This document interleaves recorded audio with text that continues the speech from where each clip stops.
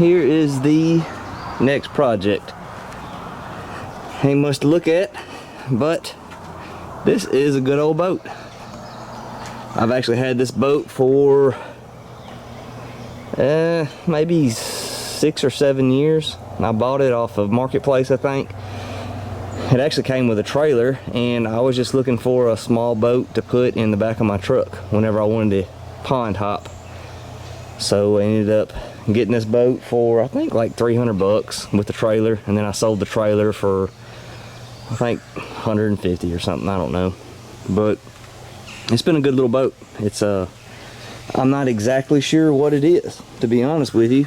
It does not have a serial number on it at all, unless it's just been painted over to where it filled in. But as far as I know, it doesn't have a serial number, and which it seems kind of weird because it's got this little built with pride in the US. Maybe somebody put that sticker on later, but I want to say they didn't require having the serial plates or numbers on boats until 69, maybe somewhere in the late 60s. I actually had a boat one time that was 69, so I'm not sure about that. Google it. But anyhow, this boat is a 1230, I think. It's a good little boat. It doesn't have any leaks whatsoever in it. I don't think it's been patched to death. No transom. I might replace it, but it's just a trolling motor boat, so nothing has to be fancy with that. What I want to do with this boat, well, first I gotta clean it up because it's pretty junky. I haven't used this boat in probably 2 years. Ever since I got my big boat, it's kind of been thrown to the side yard and been upside down.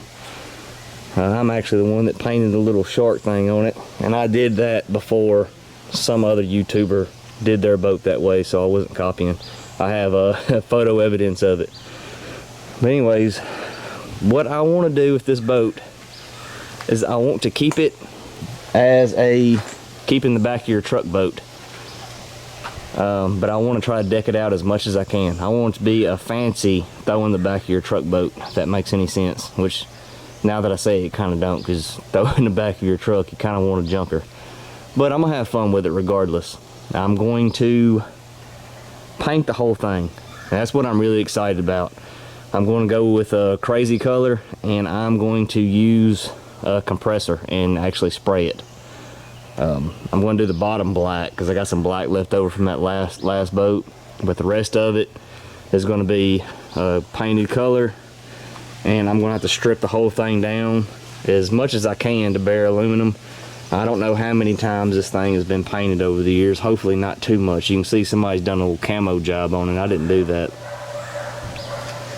But I'm going to foam it, put foam in it, and then what I thought about doing, since I have a whole sheet of aluminum left, is definitely put a floor right here, and then maybe a floor or a deck right here.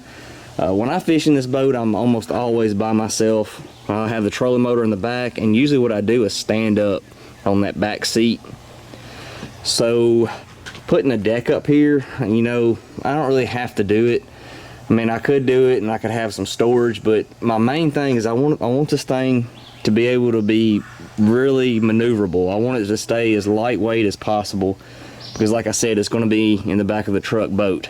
So I don't want to overdo it. I might, like, maybe I could just cut out a square of aluminum for the floor, just a spot where you could put a cooler to where it won't slide around, and just kind of make it kind of cleaner looking up front. That's an option. Like I said, I could just deck the whole thing and put a hatch in and have some storage. You know, aluminum's not that heavy. It's only a 12-foot boat, and it's not very wide.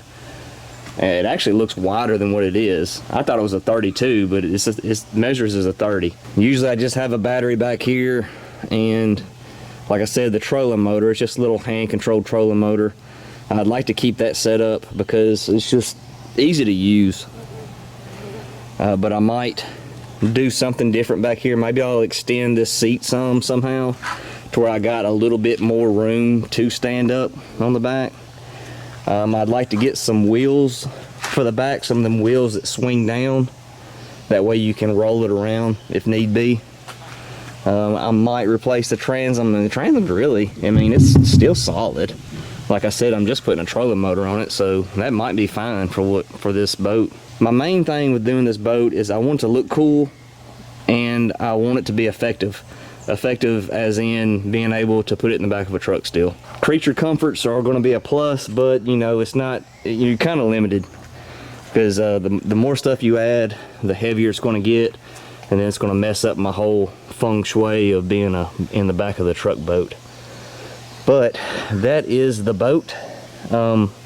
This will be one that I keep, because it's kind of a downer that it doesn't have a serial number on it, because it's kind of a red flag. Is this boat stolen, or is it just really that old? In Tennessee, you can call a game warden. They'll come out and they'll, I guess, look at the boat and then maybe check their records and make sure that, you know, no one's reported a boat that looks like this recently or whatever, and then they'll give you a new serial number to put on your boat. Tennessee is actually one of the most laid-back states as far as boats. So, I mean, I could do that, but I don't know. Actually, in Tennessee, if you got a trolling motor on a boat, you're supposed to have it registered. So, truth be told, I need to have that done. So, I might include that in the video if I decide to do it. If not, well, I'm wasting my time talking about it. But anyhow, I just drug it up, as you saw, and it's supposed to be real rainy still the next couple of days. Today, when we got the break in rain, I wanted to drag this thing up, kind of give an overview of the boat, and do a little cleaning on it. It's pretty nasty. I got some ants and some snails. There's a ladybug. Some critters living in here since it's been flipped upside down for a long time. So let's give it a little cleaning real quick.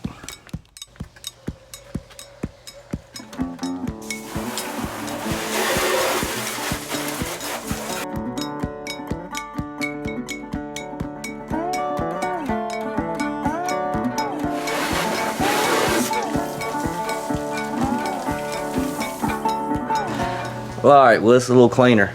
And I evicted some arachnids, snails, and ants. So I got a good starting point now. I'm not trying to make this like a super budget build, because I'm going to be using stuff like aluminum, and that's kind of ridiculous on a boat that you're just going to throw in the back of your truck, but the only reason I'm using it is because I have it. I also don't want to spend $1 million on a boat that I rarely use. Obviously, I haven't used it in 2 years, and one that you're just going to be throwing in the back of your truck, and I'm not going to be selling this one. I'm going to keep it. What I'd like to do is actually start on the bottom, flip it upside down maybe, and then sand the bottom of it and get it painted.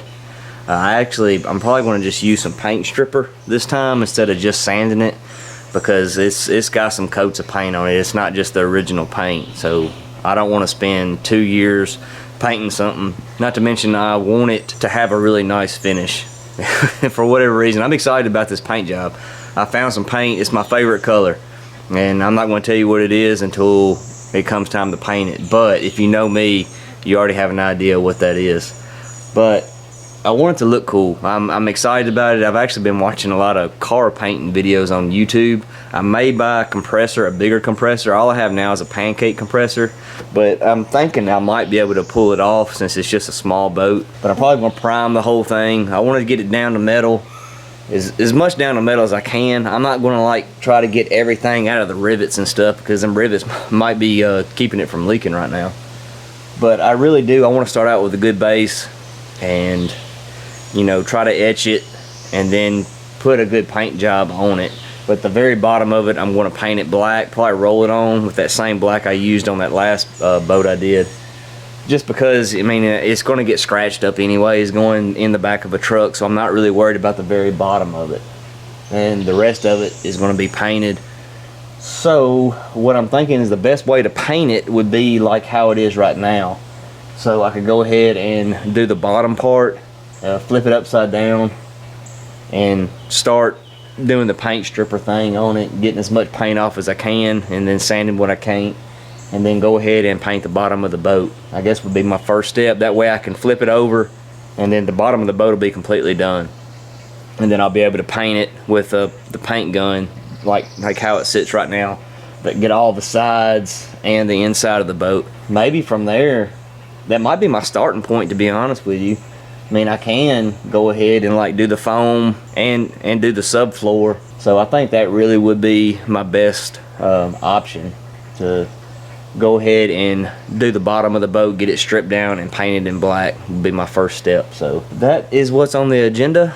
I'm excited about doing this boat, and I really appreciate you guys watching. I know this is going to be a little bit different. It might not be as interesting to a lot of people, but I'm hoping I can pique the interest of another group of people that can't afford, you know, to throw $3,000 or $4,000 at a boat to do a bass boat. Maybe pick up a few ideas on what to do, because you can pick up just a giant boat for $200 all day long on Marketplace. So this is a more affordable option, and I'm going to try to pimp it out a little bit. I appreciate you guys watching. Hang with me on this one. I'm excited about it. I'll see you on the next one.